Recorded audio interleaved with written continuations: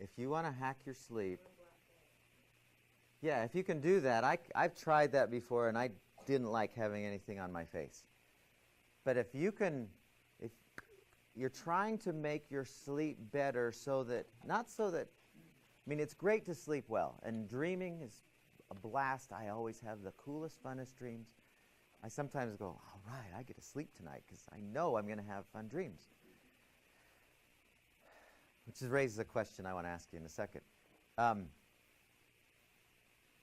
If you want to hack your sleep, if you want that kind of sleep where it's 10 seconds and you're asleep, and you wake up 7 hours later going, man, I'm ready for today, then you do these little things like get rid of any kind of light that you've got in your room and watch what happens.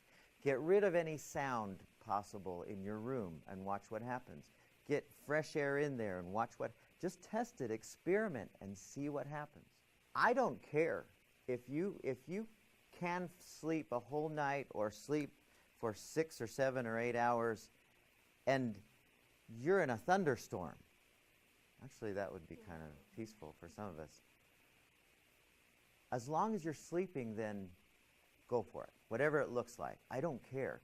It's for the people who struggle with really quick falling asleep that they need these little hacks, these little, okay, I got to get rid of this, I got to get rid of that, get rid of my phone, get rid of all of these things that are impeding that, if that's not happening like thorough and deeply. What about naps? Are naps okay? How short?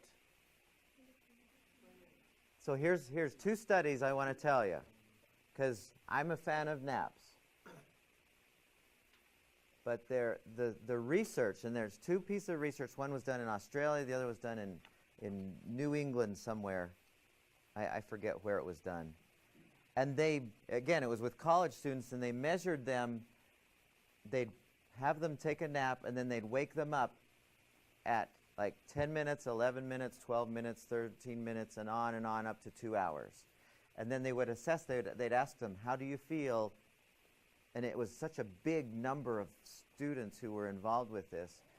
The ideal amount of time for both of these studies, and they weren't done with each other, they were not connected. In both cases, the ideal amount of time for a nap was 15 minutes. And anything over that, each minute further on down, when they would wake up, like 2 hours later, it was way worse. Now, how could we explain that? You get into sleep rhythms. Your body's going, oh, this is not a nap, this is a sleeping. And when I sleep, this is what I do. And when you come out of those, it's like when you're awakened out of a dream. It's a jolt.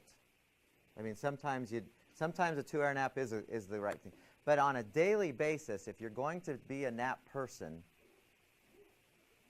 on a daily basis, keep it small. Keep it 10 to 15. That's why we did those relaxation exercises in the stress management class. They're all that long on purpose, because that's just enough for you to go, I got this little siesta. Mexicans have it right. And I feel better. Okay?